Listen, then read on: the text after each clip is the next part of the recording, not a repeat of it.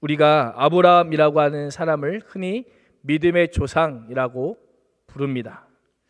그러나 그의 인생을 조금만 살펴보면 그는 여러 번의 믿음의 검증에서 실패하였던 인물입니다. 그럼에도 불구하고 왜 우리는 아브라함을, 또는 성경은 아브라함을 믿음의 조상이라고 부를까요? 그 이유는 성경에서 믿음이 무엇인지를 가장 잘 보여주는 인물이 바로 아브라함이기 때문입니다. 우리가 알고 있는 것처럼 아브라함이 하나님의 부르심을 받았을 때에 그가 갔던 땅은 알지 못하는 땅이었습니다. 그 알지 못하는 땅을 아브라함은 하나님의 약속의 말씀 그 하나만 의지하여 떠났습니다. 아무것도 없었습니다. 하나님의 약속의 말씀을 듣고 그 말씀을 따라서 살아야 했기 때문에 그 인생에서 때로는 실패도 하고 때로는 넘어지기도 했지만 하나님께서 그 아브라함을 일으켜 주셨습니다. 아브라함이 잘나서가 아니었습니다. 그가 능력이 있어서도 아니었고 아브라함을 포기하지 않는 하나님께서 붙잡아 주시는 그 하나님의 진실하심과 하나님의 신실하심으로 아브라함을 아브라함 되게 하신 그 은혜로 말미암아 아브라함을 믿음의 조상이라고 부르는 것입니다. 오늘 우리가 함께 읽은 말씀은 너무나도 잘 알고 있는 말씀입니다. 아마 어린 시절부터 교회를 다녔던 우리 분들이라면 이 말씀은 너무나도 많이 들어서 익히 알고 있는 말씀일 수 있습니다. 그럼 오늘은 조금 더 다른 관점에서 이 말씀을 함께 좀 살펴보기를 원하는데요. 창세기 22장까지 오늘 말씀에 전에 등장하는 아브라함의 모습을 보면 인간적으로 매우 연약하고 부족한 사람이었습니다. 그런데 이 아브라함이 잘하는 것이 있다면 하나님 앞에 제단을 쌓는 것, 다시 말하면 하나님 앞에 예배를 드리는 것만큼은 누구보다 잘했던 인물이었습니다. 그런데 이번 창세기 22장에서 이 아브라함이 쌓아야 할 그 제사는 이전과는 다른 제사입니다. 21장까지는 짐승을 잡아서 번제로 드려야 했던 그런 제사라면 오늘 말씀에서는 그 아들, 100세에 얻은 아들 이삭을 하나님 앞에 번제로 드려야 하는 제사입니다. 우리 3절 말씀을 같이 한번 읽어보겠습니다. 3절입니다. 시작. 아브라함이 아침에 일찍 일어나 나귀의 안장을 지우고 두 종과 그의 아들 이삭을 데리고 번제에 쓸 나무를 쪼개 가지고 떠나 하나님이 자기에게 일러주신 곳으로 가더니. 아멘. 3절 말씀을 한번 좀 눈여겨보시기 바랍니다. 3절 말씀을 보시면 가장 먼저 어떤 표현이 눈에 들어오세요? 성경을 읽다 보면 성경 또한 일종의 어떤 글이기 때문에 우리가 그 글을 좀 해석하는 눈이 필요한데요. 22장 3절 말씀을 보시면 가장 먼저 아브라함이 아침에 일찍이 일어나라고 말씀하고 있습니다. 그리고 말씀을 잘 보시면 하나님께서 아브라함에게 이삭을 그 번제로 드리라고 말씀만 하셨지 언제 드려야 하는지 구체적인 시간을 알려주지 않으셨어요. 그 시간이 일주일이 될 수도 있고 한 달이 될 수도 있고 1년을 기다렸다가 드려도 무방하였습니다. 만약에 보통 사람 같으면 자기 아들 100세에 낳은 아들을 하나님 앞에 드려야 된다고 한다면 어떻게 했겠습니까? 최대한 시간을 길게 끌었을 거예요. 그러나 3절 말씀을 보면 아브라함은 아침에 일찍이 일어납니다. 제 말씀을 보면서 아침에 일찍이 일어나기 전날, 그날 밤은 이 아브라함에게 어떠한 밤이었을까라는 생각을 해봤습니다.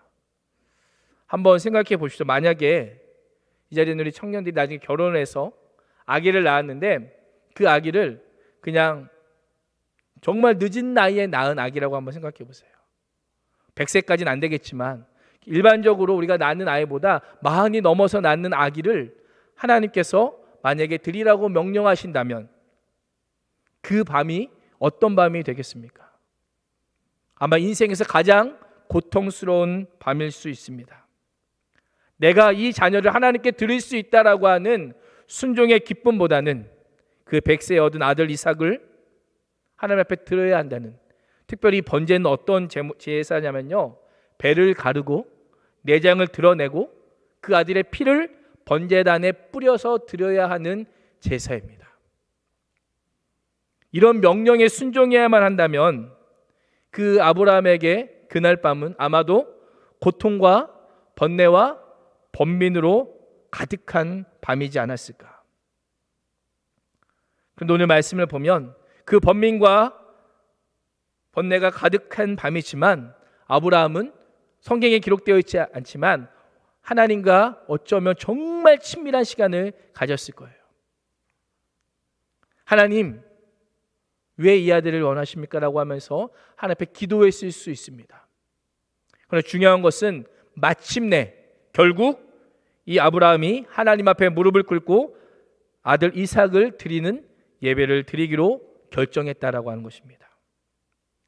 하나님께서는요, 우리가 하나님 앞에 드리는 예배가 그렇게 드려지기를 원하십니다. 우리가 오늘 이 예배의 자리에 나왔는데요, 특별히 코로나 때문에 지난주보다 좀 더 적은 인원이 나온 것 같은데, 우리가 오늘 이 예배의 자리에 나올 때에 어떤 마음과 어떤 자세로 또는 어떤 태도로 주님 앞에 나왔는지 한번 돌아보기를 원하네요. 우리가 매 삶의 순간순간마다 주님을 선택하고 하나님을 기쁘시게 하는 결정을 하기까지 우리 안에 수없는 번뇌가 있지 않습니까? 오늘도 예배의 자리에 나오기까지 코로나가 이런데 내가 나와야 될까 말아야 될까? 더군다나 어떤 유혹이 있어요. 영상으로 드릴 수 있잖아요. 손에 핸드폰을 딱 쥐고 있으면 대한민국 어디서나 예배를 드릴 수 있는 매우 좋은 환경이 갖춰 있다 보니까 이 자리에 나오는 것 또한 우리는 어쩌면 번뇌와 번민으로 가득한 그 시간 가운데 주님을 결정하여 이 자리에 나올 수 있었을 것입니다. 아브라함의 지난 밤은 어쩌면 인생에서 가장 춥고 쓸쓸한 밤이었을 겁니다. 고통 가운데 몸부림치면서 울부짖은 밤이었지만 하나님께 최고의 예배를 드릴 수 있는 그런 밤이었습니다. 아브라함에게는 번뇌로 가득한 그 밤이었지만 하나님 편에서는 아브라함의 최고의 예배를 드릴 수 있도록 준비시키셨던 그 밤이었습니다. 우리의 예배가 이러한 예배가 되기를 원합니다. 제가 우리 청년들을 담당하면서 가장 안타까웠던 점이 무엇이냐면, 저희 예배가 몇 시 시작이죠? 3시일까요? 2시 50분일까요? 2시 몇 분 이렇게 얘기하는데 2시 50분 시작이라고 생각하셔야 돼요. 2시 50분이 됐는데 이 자리에 계신 분들이 많이 없어요. 너무나도 속상하게 생각했어요. 우리가 일주일 동안 하나님 앞에 번뇌하면서 또한 번민하면서 분명히 하나님 앞에 씨름했던 기도의 제목들이 있을 텐데 그 기도의 제목들을 가지고 주님 앞에 나와서 주님 앞에 드리는 시간이 있었으면 좋겠다. 그래서 제가 그 전에 청년부 할 때는 원래 시간에 30분 전부터 예배 준비를 했어요. 우리 모든 청년들이 나와서 예배 시간 그 침묵 기도 그 찬양을 틀어두고 함께 기도하고 하나님 앞에 예배를 준비했습니다. 예배 분위기가 달라요. 헐레벌떡 뛰어와서 그런 예배 드리는 것이 아니라 번뇌와 번민으로 가득했던 그 마음을 주님 앞에 드리고 나왔던 그 예배. 주님은 그 예배를 원하십니다. 예배의 자리에 나오기까지 내가 수없이 고민하고 내가 수없이 아파하고 번뇌하였지만 그런 시간을 통해서 나를 굴복시키고 나를 복종시킴으로 하나님께 최고의 드리는 그 예배를 하나님은 기뻐 받으신다라고 하는 것입니다. 이 아브라함이 그 밤을 보내면서 이삭을 제물로 드리지 않아야 될 이유를 찾아볼 수도 있었을 겁니다. 그러나 아브라함은 오늘 말씀해 보면 아무 말도 하지 않습니다. 하나님께 어떤 불평도 불만도 토로하지 않습니다. 그리고 오직 그 하나님의 말씀에 기울이며 3절 말씀에 아침에 일찍 일어날 뿐입니다. 이것이 진정 예배자의 모습이 아닐까라고 생각을 합니다. 하나님께서 말씀하시면 무조건 내 인생에는 순종밖에 없다. 하나님이 말씀하시면 무조건 순종밖에 없다라고 하는 결론을 가지고 그대로 순종하는 것이 우리의 예배이어야 합니다. 우리의 모습을 한번 돌아보십시오. 우리가 어느 정도 신앙생활을 하게 되면 우리 안에 나름의 신앙적인 판단력이 생깁니다. 특별히 오늘처럼 유명한 말씀, 너무나도 알고 있는 말씀을 우리가 접하면 이런 말씀을 전하겠구나라고 대충 큰 그림을 그릴 정도입니다. 그리고 얼마나 많은 TV를 통해서 설교들이 우리에게 들려집니까? 그 많은 설교를 들을 때마다 이건 이렇고 이건 이렇고 하면서 우리는 똑똑하게 반응을 합니다. 너무나도 똑똑하기 때문에 우리 안에 어떤 이유가 있냐면 나름의 순종하지 않을 이유가 있어요. 이거는 이것 때문에 안 되고, 이거는 이래서 안 되고, 순종하지 않을 불순종한 이유가 우리에겐 분명히 있습니다. 그럼 오늘 말씀을 보시면 아브라함은요, 하나님 앞에 똑똑하기보다 순종함을 선택했습니다. 하나님과 똑부러진 대화를 통해서 하나님 이건 이거고 이건 이거지 않습니까? 라고 하면서 하나님과 씨름하지 않고 일찍이 일어나는 즉각적인 순종을 택했습니다. 날짜와 기간이 정해져 있지도 않은 그 제사임에도 불구하고 아침 일찍이 일어나 발걸음을 옮기는 지체 없는 순종을 아브라함은 택했습니다. 아브라함에게는요, 주님, 내가 할 수 있는 것은 순종밖에 없습니다. 그것이 아브라함의 믿음이었고 그 믿음의 고백이 아브라함으로 말미암아 순종의 길을 떠나게 했습니다.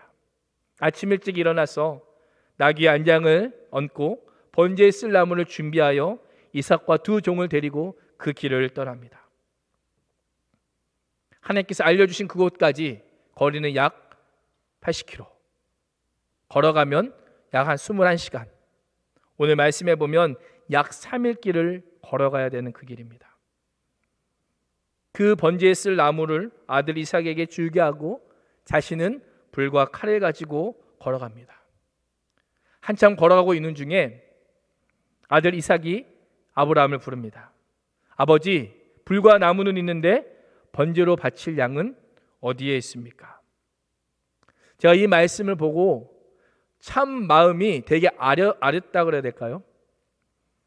어쩌면 이삭이 지금까지 참아왔던 질문이잖아요. 자식이 지금 본인이 제물이 되어야 한다는 것을 이삭은 모르고 있는 것 같아요. 더 안타까운 것은 이 아들의 이야기를 들은 아버지 아브라함의 마음은 어땠을까? 아침 일찍이 출발해서 약 3일 길을 가는 동안, 그리고 3일 길이 거의 다 왔을 때쯤 나름의 번민과 번뇌 시간을 잘 이겨내고 이제 목적지가 코앞인 상황에서 아들이 질문하는 거예요. 아버지, 번제할 양은 어디에 있습니까? 이 말이 아버지 아브라함에게는 어떠한 소리로 들렸을까요? 한번 영화를 상상하는 것처럼 한번 상상해 보십시오. 어떤 모습으로 들렸을까? 어쩌면 아브라함이 하나님 앞에 믿음의 순종을 하기로 결단한 상황이지만 그 아들의 한마디에 그 결단이 무너질 수도 있지 않았을까? 내 사랑하는 아들이, 하나님께서 약속해서 주신 이 아들이 이 한마디에 하는 그 한마디에 그 마음이 흔들릴 수도 있었을 것입니다. 이 아브라함이 이렇게 대답합니다. 하나님께서 번제로 바칠 양을 준비하실 것이다. 지금 아브라함에게 있는 것은 무엇입니까? 재물 이삭밖에 없어요. 근데 아브라함이 무엇이라고 얘기해요? 하나님께서 번제로 바칠 양을 준비하실 것이다. 우리 5절 말씀을 같이 한번 읽어보겠습니다. 5절 말씀 읽겠습니다. 시작. 이 아브라함이 종들에게 이르되 너희는 나귀와 함께 여기서 기다리라. 내가 이와 함께 저기 가서 예배하고 우리가 너희에게로 돌아오리라 하고. 아멘. 5절 말씀 아브라함이 하는 이야기를 잘 보시면 내가 이와 함께 저기 가서 예배하고 누가 너희에게로 돌아오리라고 말을 하고 있죠? 우리가. 한번 생각해 보세요. 아브라함이 아들 이삭을 번제로 드리고 나면 돌아오는 건 누구입니까? 우리가가 아니고 내가예요. 내가 돌아오리라 라고 그렇게 말을 해야 되는데 아브라함은 그의 종들에게 우리가 돌아올 것이다 라고 그렇게 말을 하고 있습니다. 오늘 말씀에 보면 그 번제를 드리기 위해서 동행하는 인물은 두 사람밖에 없습니다. 그러면 아브라함이 누가 온다는 얘기입니까? 아들 이삭과 다시금 돌아오겠다라고 하는 그 고백을 하고 있는 것입니다. 아브라함이 왜 이 말을 했을까요? 우리 히브리서 11장 17절에서 19절까지의 말씀을 한번 같이 화면에 보시고 함께 읽겠습니다. 시작. 아브라함은 시험을 받을 때에 믿음으로 이삭을 드렸으니 그는 그 약속들을 받은 자로 바론다로되 그 외아들을 드렸느니라. 그에게 이미 말씀하시기를 내 자손이라 칭할 자는 이삭으로 말미암으리라 하셨으니 그가 하나님이 능히 이삭을 죽은 자 가운데서 다시 사실 줄로 생각한지라. 비유컨대 그를 죽은 자 가운데서 도로 받은 것이니라. 아멘. 17절 말씀을 잘 보십시오. 아브라함은 믿음으로 이삭을 어떻게 했다고 말씀합니까? 드렸다라고 말씀합니다. 드릴 것이다가 아니라 이미 아브라함은 이삭을 하나님 앞에 드렸다. 그리고 19절 말씀은 뭐라고 말씀합니까? 하나님은 능히 이삭을 죽은 자 가운데서 다시 살리시는 줄로 아브라함이 생각했다라고 말씀합니다. 여기서 생각하다라고 하는 단어가 어떤 단어냐면요, 간주하다, 추정하다, 신중하게 생각하다라고 하는 의미가 있습니다. 쉽게 말해서 추리적인 사고를 의미해요. 내가 확인 가능한 사실에서 출발하여 그 결론까지 내리는 이성적인 사고를 의미합니다. 그래서 아브라함이라고 하는 인물은요, 하나님이 드리라고 하니까 무작정 아무 생각 없이 드린 것이 아니라 한편에서는 매우 이성적으로 생각했습니다. 맹목적인 믿음이나 광신도가 아니라 매우 이성적인 사람이었습니다. 우리의 생각은 어떠합니까? 우리가 이성적인 사람은 신앙을 가진 사람이 되기 어렵다라고 생각합니다. 그러나 오늘 말씀을 보면요, 아브라함의 이성은 하나님에 대한 믿음과 충돌하지 않아요. 오히려 아브라함의 이성은 어떤 이성입니까? 성령을 통해서 거듭난 이성이에요. 그가 가지고 있는 생각이 있지만 그 생각이 하나님의 말씀과 충돌하는 게 아니라 하나님의 말씀 앞에 굴복되어지고 하나님의 말씀 안에서 다시 새롭게 태어난 그의 이성입니다. 그래서 히브리서는 그의 이성을 저는 개인적으로 영적인 이성이다, 그 말씀을 성경은 믿음으로라고 표현하고 있습니다. 성경을 통해서 철저하게 거듭난 그 영적인 이성이 아브라함을 믿음의 사람으로 그렇게 세웠다라고 말씀합니다. 이 영적인 이성을 가지고 있는 아브라함이 오늘 말씀에 보면 어디까지 순종합니까? 우리 9절 말씀 같이 한번 읽어보겠습니다. 9절 읽겠습니다. 시작. 하나님이 그에게 일러주신 곳에 이른지라. 이에 아브라함이 그곳에 제단을 쌓고 나무를 버려놓고 그의 아들 이삭을 결박하여 제단 나무 위에 놓고. 아멘. 이 사건을 보면서 우리가 주목해야 될 표현이 있는데요, 계속해서 어떤 표현이 나오냐면 하나님이 그에게 일러주신 곳이라는 표현이에요. 우리가 성경을 보면 계속 반복되는 표현들이 있어요. 분명히 아브라함에게 하나님께서 22장 1절에 말씀하셨고 아브라함은 어떻게 해요? 순종합니다.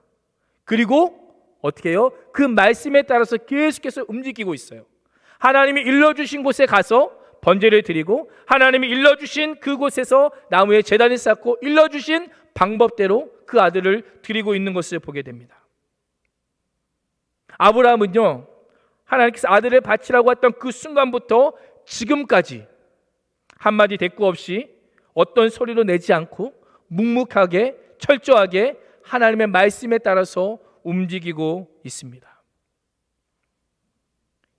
9절에 이 버려놓다라고 하는 단어가 어떤 의미냐면요, 어떤 특정한 형식에 맞추어서 준비하고 배열하다라고 하는 것입니다.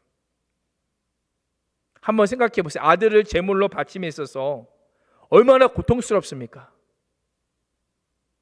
민기적 거릴 수 있잖아요. 혹시 하나님이 멈출 수 있지 않을까? 혹시 하나님 미안하다, 내가 잘못했다라고 말씀하실 수도 있지 않을까? 그러나 히브리 원문을 보면요, 모든 일이 순식간에 쫙쫙쫙 진행되고 있습니다. 주저함이 없이 하나님의 말씀 받은 그대로 모든 일들이 일사천리로 진행되고 있습니다.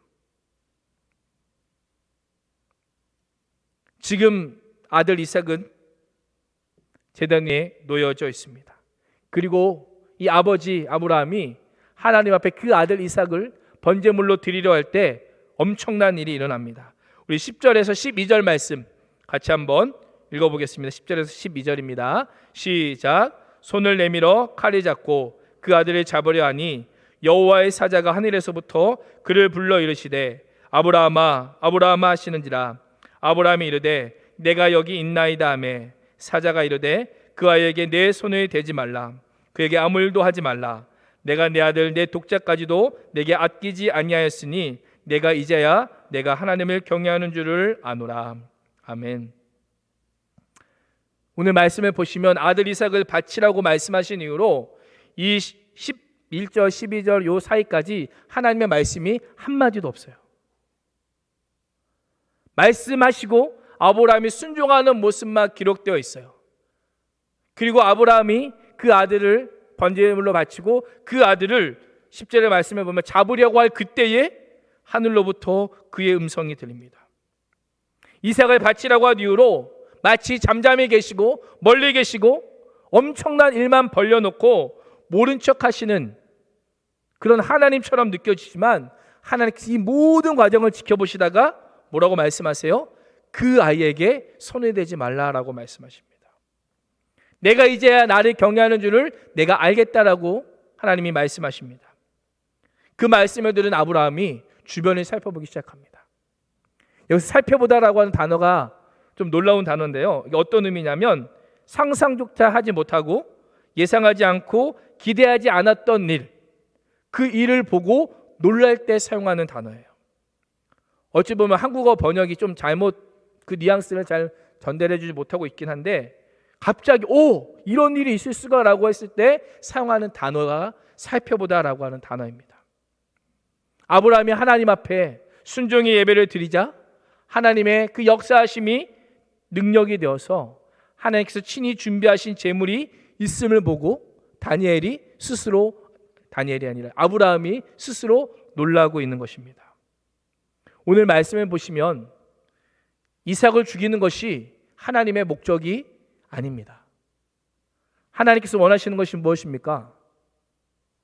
아브라함이 하나님을 경외하는가 경외하지 않는가를 시험하는 것이 하나님의 목적입니다.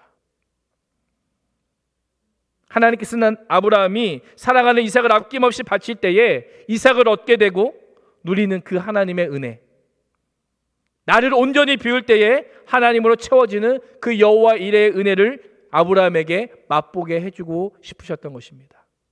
우리 14절 말씀 같이 한번 읽어보겠습니다. 14절 읽겠습니다. 시작. 아브라함이 그 땅의 이름을 여호와 이레라 하였으므로 오늘날까지 사람들이 이르기를 여호와의 산에서 준비되리라 하더라. 아멘. 14절 말씀을 자세히 보시면 누가 그 땅의 이름을 여호와 이레라고 부릅니까? 하나님이 부르십니까? 아브라함이 부르십니까? 아브라함이 그 땅의 이름을 여호와 이레, 하나님께서 준비하셨다라고 말씀합니다. 아브라함이 하나님께서 준비하시는 은혜, 그 은혜를 경험하고 그 땅의 이름을 하나님께서 준비하신 땅이라고 그가 이름을 명명합니다. 아마 보통 사람 같으면 그곳 이름을 무엇이라고 했을까요? 아브라함을 기념하며. 왜요? 내가 엄청난 하나님 앞에 순종을 드리고 누구의 믿음이 빛난 거예요? 내 믿음이 빛났잖아요. 그 아들을 드리기까지 순종했던 내 믿음이 빛났기에 아브라함이 순종한 자리, 아브라함이 하나님을 끝까지 사랑했던 그 자리라고 하는 그런 이름을 붙일 것 같습니다. 그러나 아브라함은 어떡합니까? 내가 순종하였다가 아니라 하나님께서 준비하셨다라고 고백합니다. 비록 아브라함이 엄청난 그 일을 해냈지만 자신에게 그 믿음의 초점이 있지 않고 하나님의 인도하심과 예비하심과 준비하심에 그 초점을 맞추고 있습니다. 그래서 우리가 아브라함을 믿음의 사람이라고 부르는 것입니다. 이 아브라함이 이삭을 번제로 드린 산은 모리아 산입니다. 이 모리아라고 하는 단어는 하나님의 관점을 알다라고 하는 의미를 가지고 있습니다. 아브라함이 이삭을 번제로 드린 그 모리아 산은 아브라함에게는 시험의 산이었고 아브라함에게 하신 명령은 하나님의 관점을 알지 못하면 순종할 수 없는 그런 명령이었습니다. 우리가 이 땅을 살아가면서 반드시 올라야 하는 산이 있다면 모리아 산입니다. 이 산은 순종 없이는 오르지 못하는 산입니다.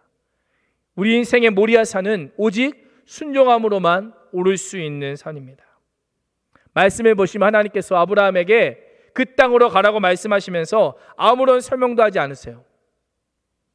아들을 바치라고만 명령하십니다. 그 이유가 무엇이겠습니까? 이것을 통해서 아브라함을 시험하시는 거예요. 하나님께서 어떻게 해야 될지, 왜 해야 될지 하나하나 알려주셨다면 그건 시험이 아니라 과제입니다. 우리 대학생들 표현 레포트예요. 레포트는 우리가 어떻게 합니까? 교수님, 이건 어떻게 써야 됩니까? 이렇게 해야 됩니까? 저렇게 해야 됩니까? 물을 수 있죠. 근데 우리가 시험 시간에 질문을 합니까? 질문하지 않습니다. 왜요? 나를 평가하는 자리이기 때문에. 하나님께서 아브라함에게 내신 것은 과제나 레포트가 아니라 그를 평가하는, 그의 믿음을 달아보는 시험이었던 것입니다. 그리고 아브라함은 그 시험 문제에 당당히 믿음으로 합격하고 있습니다. 그 합격함으로 여호와 이레를 지금 경험하고 있는 것입니다. NIV 영어 성경을 보면 여호와 이레 하나님께서 필요를 준비하실 뿐만 아니라 제공해 주시겠다라고 번역되어 있습니다. 여호와 하나님께서 하나님께 순종하는 자들을 향해서 필요한 것을 준비시켜 주시고 또 어떻게 해요? 직접 제공해 주신다는 거예요. 제가 이 번역을 보면서 마음에 너무 와닿았어요. 하나님께서 어떻게 해요? 순종하는 자에게 준비시켜 주셔요. 준비가 되는 것은 끝이 아니라 어떻게 해요? 그 준비한 것을 사용할 수 있도록 제공해 주신다는 거예요. 근데 오늘 말씀을 자세히 보시면 그 필요한 것을 준비하시고 제공하시는 것, 14절 말씀에 보면 어디에서 준비됩니까? 그것이 여호와의 산에서 준비됩니다. 아브라함이 하나님의 약속의 말씀을 믿고 출발하는 그때에 말씀하시지 않는다는 거예요. 아, 3일 길을 떠나볼까? 아들을 드려볼까? 출발하는 그 길에 그 길 하나님께서 준비해 주시는 것이 아닙니다.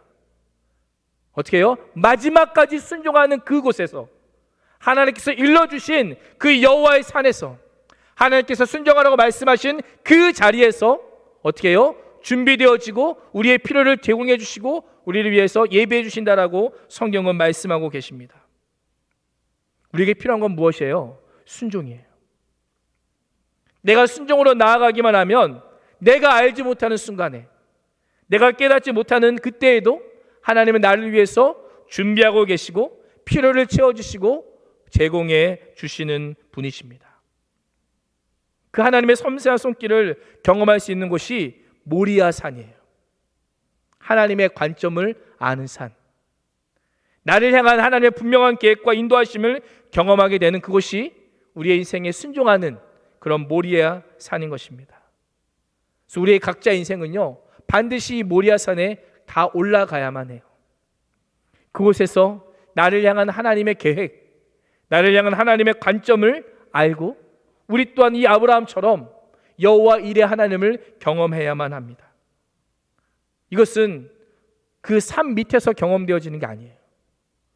아브라함이 멀리서 하나님께서 약속하신 산이 저기 있구나, 내가 저기만 가면 되는구나라고 해서 여기서 안주했을 때 주어지는 것이 아니라 여호와의 산에서, 여호와의 산에 올라갔을 때에, 끝까지 하나님 앞에 순종했을 그때에 하나님의 것이 준비되어지고 우리에게 제공되어지는 것입니다. 우리가 그 앞에 아브라함처럼 순종하면 우리에게 그럼 남는 것이 무엇일까요? 이 모리아산은 먼 훗날 예수 그리스도께서 우리의 죄를 사하기 위해서 십자가에 달려 죽으신 그 골고다 언덕이 됩니다. 하나님의 관점으로 올라가야 하는 그 순종의 산에서 주님께서 무엇을 남게 하십니까?